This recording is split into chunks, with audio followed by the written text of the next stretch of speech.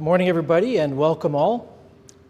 Thank you to the wonderful team here at Thomas A. Blakelock High School for hosting us here today for this important announcement. It's my privilege to serve the great people of Oakville as their member of provincial parliament, and on their behalf, I want to welcome our guests here today. The Honourable Todd McCarthy, Minister of Public Business Service Delivery, the Honourable Stephen Lecce, Minister of Education, and Laura Smith, Parliamentary Assistant to the Minister of Children, Community and Social Services. Our first speaker today is Minister McCarthy, is the Ontario Government lead on digital and data policies. He provides strategic leadership on issues related to service delivery, privacy protection, cybersecurity, and emerging technologies such as artificial intelligence. And today, Minister McCarthy will speak about how the Ford government is enhancing protections and safeguards for the future of Ontario, our children, within this rapidly evolving digital age. Please join me in welcoming the Honourable Todd McCarthy, Ontario's Minister of Public and Business Service Delivery.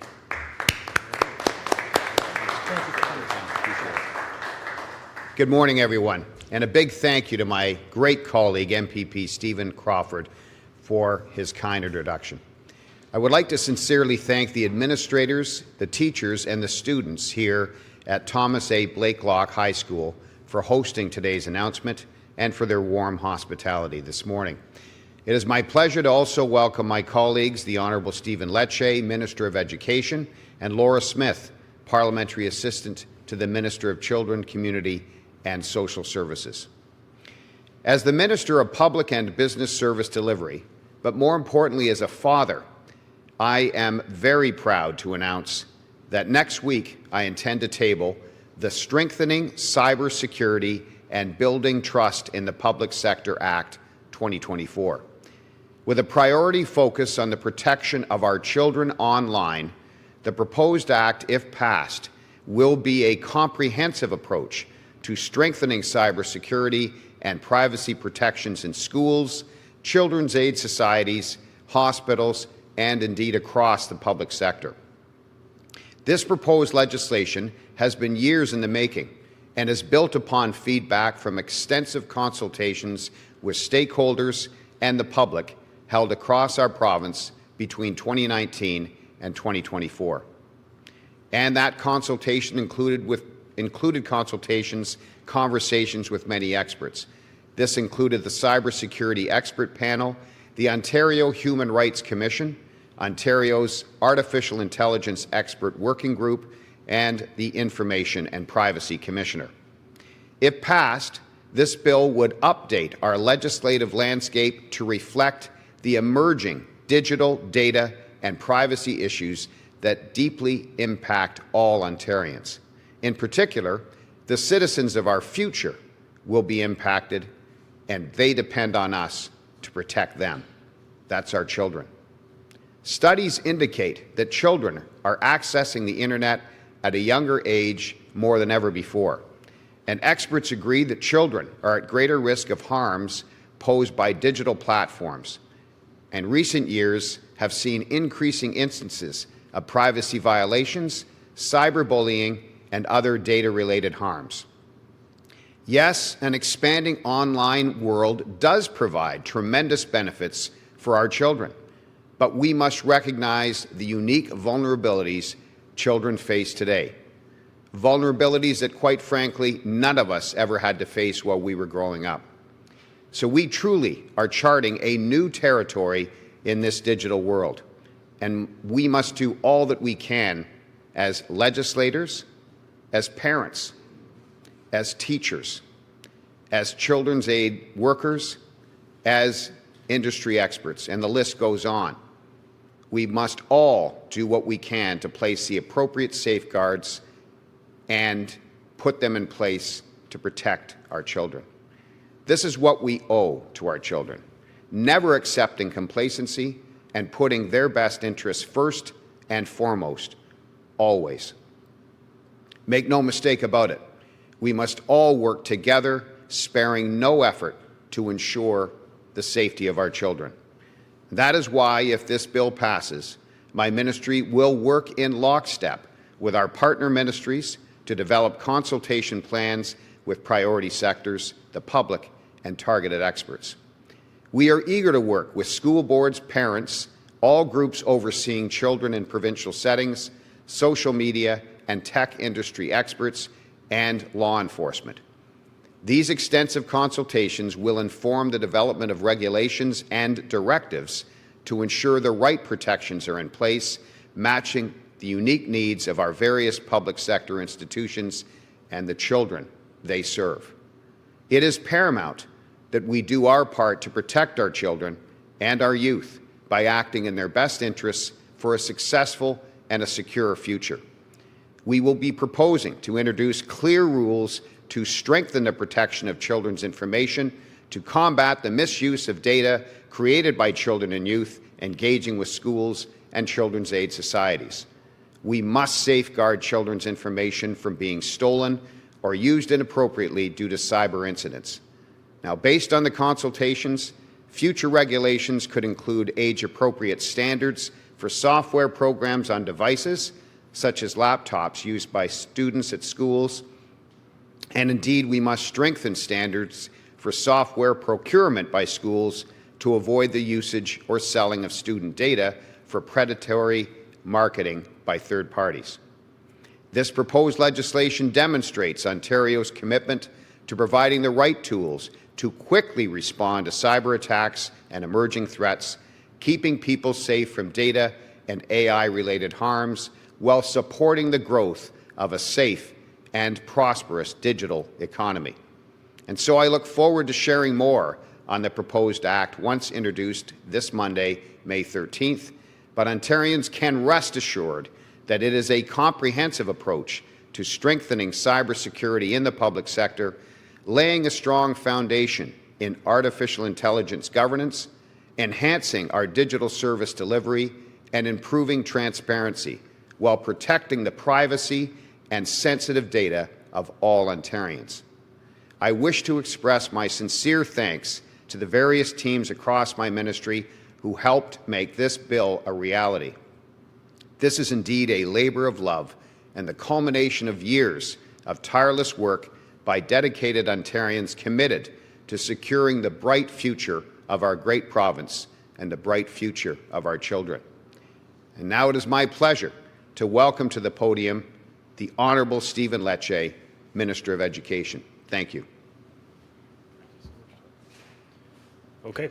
Good morning. Thank you very much, Minister McCarthy, for the introduction and for, frankly, your leadership across the public sector as we announce new enhanced measures to protect the most vulnerable among us, our kids. I want to recognize Parliamentary Assistant Laura Smith, Stephen Crawford, and the entire team who's with us. Our Chair, Gary, thank you for being with us, sir. Our school board, our staff here, Thomas Blakelock, the principal and VP, and everyone who's been wonderful hosts, thank you for having us today. Our government is committed to keeping students safe while online, while ensuring their learning environments are safe too, because we know that every aspect of children's lives is impacted by technology, especially in the ever-evolving digital world. As digital learning and the use of digital tools increases, there are more cyber risks for our kids. It is critical we ensure our youngest learners are protected. And that's why we are here, to build on our government's commitment to keep students safe and focused on their back-to-basics learning. As you know, some weeks ago, we announced a comprehensive plan, some of the strongest measures in the country when it comes to restricting cell phone use in schools. Starting this fall, we will restrict cell phone use during instructional time. We will deny access to social media on school websites and networks. This will help ensure that students are safe and able to focus on what truly matters most during their instructional time, learning and building the skills without distractions. Now, additionally, we know it's critically important for students to understand the connection of online safety and how to stay cyber safe. It's why we're focused on building that awareness and educating students through the curriculum about the importance of cybersecurity and safety and consent and best practices within our schools with respect to privacy. For example, students are now learning about online safety and cybersecurity and privacy throughout this line in our health and physical education curriculum. In fact, this year, our government also launched the K-12 Zone, a new website designed specifically for these kids to learn about cybersecurity risks including cyberbullying and online privacy and password safety. But we know there's more work to do, which is why today we're also announcing our intent to bring forth all social media executives and tech industry experts, along with law enforcement, to meet with the government with an aim to crack down on cybercrimes, cyberbullying, trafficking, and online victimization of our children, designed to safeguard access to age-appropriate web material and to deny the workarounds of enterprising students when it comes to software exploits within our schools. This will help us keep students safe, online and in the classroom. As you know, recently we asked parents to support us, to support their educators and our principals as we engage in the removal of cell phones and distractions in schools. We need them to support our frontline staff as we implement this policy in September. So we're encouraging parents to have those conversations about safe, appropriate, responsible use of digital tools and online safety. We want to encourage parents to know, or let them know, that there are resources for you too, from kindergarten all the way to grade 12, to help facilitate that discussion at home. I'm looking forward to this conversation, to these meetings and consultations, but more than anything else, about strengthening the safety of our learning environments so that our kids are prepared confidently for the jobs of tomorrow. I also want to take a moment just to thank Laura Smith for her leadership and collaboration on behalf of Minister Parsa and introduce her today. Thanks so much. Well, hello, everyone. Thank you, Minister Lecce, for the introduction, and thank you to MPP Crawford for making us feel at home here in Oakville this morning. And thank you to the team at Thomas A. Blakelock High School for hosting us today, and more importantly, for the work you do every day to support the children and youth in Oakville. It's such a pleasure to be here with you. My colleague, Minister McCarthy, will introduce a very important bill in the legislature next week, and this proposed legislation will help strengthen privacy protections, including those for children whose personal information is held by children's aid societies. This is an important step towards achieving stronger data protection for all children, and this aligns especially well with the proposed measures that Minister Parsa introduced in the legislature just 3 weeks ago. So the proposed Supporting Children's Futures Act 2024 is part of our government's ongoing work to transform the child and youth services sector and improve the well-being of children and youth that are in the sector supports. We're proposing a set of legislative, regulatory and policy changes to enhance the safety and well-being of children and youth receiving services under the Child, Youth and Family Services Act, and to support their transition into adulthood. So our bill also includes proposed measures that would increase the protection of personal information of individuals who've been previously involved with the child welfare system. So these measures would enhance privacy protections of anyone who was formerly involved in the child welfare system by further restricting access to personal childhood histories once regulations are developed. The changes would also empower individuals to speak freely about their lived experience with the child protection sector, if and when they choose to do so. This framework would be outlined in regulations following consultations with the sector. In addition, we are proposing changes that would modernize and standardize important safeguards throughout the child and youth service sector. And if passed, these changes would help improve the quality and compliance of service providers through the new requirements that are designed to keep children safe. I'd like to recognize our sector partners, children and youth with lived experiences, children's aid societies and other service providers, and First Nations, Inuit, Métis, and urban Indigenous communities for their ongoing collaboration and input. We will continue to work with them to address the broader feedback we've heard. Together, we can achieve our government's vision of an Ontario where all children, youth, and families have the resources and supports they need to succeed and thrive. Thank you once again for the opportunity to join you today. And now I'd like to pass the podium back to my colleague, the Minister of Public and Business Service Delivery, Mr. Todd McCarthy.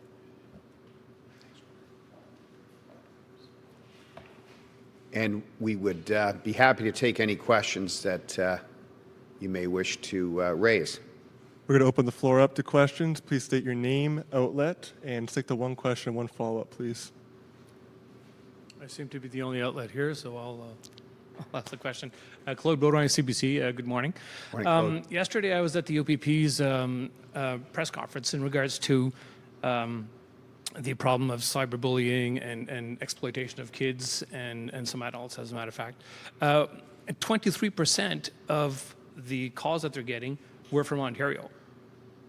So what can the province do to deal with this problem of people gaining access to through the cyber, through internet to get to these people? Well, thanks for the question, Claude. You know, like so many other areas of public policy, Premier Ford and our government must, and we do, lead the country. We represent 40% of Canada's population, and we are taking action with this bill because online threats to children in particular, and leading with the protection of children in this bill, is fundamental to it. Yet at the same time, we have to continue to be able to issue directives and work with existing policies and programs and existing legislation to remain nimble, to stay ahead of the curve when it comes to threats to our children in particular. So whether it's in schools or society in general, we will continue to lead with this legislation and other measures to protect our children. Would you be able to, or is the government looking at potentially putting limits to social media outlets and whatnot, which kids have quick access to nowadays, which are, a lot of them are very, very savvy with their cell phones? What can be done in regards to that too? Because as you know, technology changes faster than any policy does. So what can you do?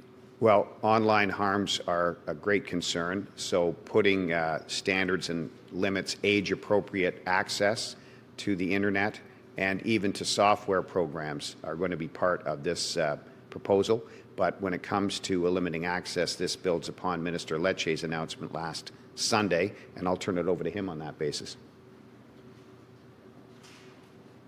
You know, yesterday's the arrests announced, I mean, it's a great tragedy to see so many young people being victimized in our country. And the timing of this legislation, coupled with the introduction of the removal of social media from school devices and Wi-Fi, and the restriction on cell phones, in addition to this legislation, which gives government and cabinet regulatory making authority to set those conditions and safeguards for the interests of children, it underscores why we're here today. There are still too many young people being exploited online, peer-to-peer, sometimes by predatory adults. We have to do more to strengthen and safeguard our kids when they're learning or engaging online. Today's announcement also includes a commitment to bring forth the social media executives and tech experts to meet with Minister McCarthy and myself, including with the OPP and law enforcement, designed to tackle some of the clear concerns that many parents and frankly cyber experts know with respect to access to age-appropriate content, concerns around the algorithms and how they are impacting our kids, and obviously issues of cyberbullying. So all of these will be addressed. We want to work with those organizations in good faith to come up with safeguards that strengthen the protections of kids online. And within our schools, we're taking a very strong zero-tolerance policy through education. And as was noted, in grade 1 all the way to grade 8, we now teach kids about concepts of consent, concepts of online privacy, digital citizenship. We teach them critical thinking skills, and obviously we explicitly teach them now about cyberbullying and online human trafficking, which was the recommendations of the OPP and others. So we're going to keep working together to make sure children are safe in our schools and across our society. Will you be pushing any laws and to give more teeth to policies? Because, for example, the OPP's example yesterday was that some of the people that they've recently arrested and charged were from ages of 16 all the way up to elderly. They didn't give us any age for the elderly, but... I'll turn it to Minister McCarthy. I could just simply say the strength of this announcement is that for the first time, government will have the ability to set those limitations, safeguards, and oversights. And that is in the public interest. Parents want that. I think tech experts will acknowledge we need more of it. And I'm grateful to Minister McCarthy because it is leadership, it's landmark in Canada, and it's clearly needed. It's a good question, and further to Minister Lecce's comments, this is the lead-off by our government in a comprehensive bill that deals with addressing artificial intelligence, the potential harms associated with it, leading with the protection of children. But it is just one piece of the puzzle. we're leading within what is in our jurisdiction. We look to the federal government, of course, with Bills C-26, 27, and C-63, which are currently being debated in the federal parliament, and we will work with them. I met with Minister Champagne, my federal counterpart, and had a very productive conversation with him last week in Ottawa. And so it's about conversations within our jurisdiction across the public sector and the broader public sector with experts and the levels of government, the different levels of government, of course, Minister Champagne and the federal government.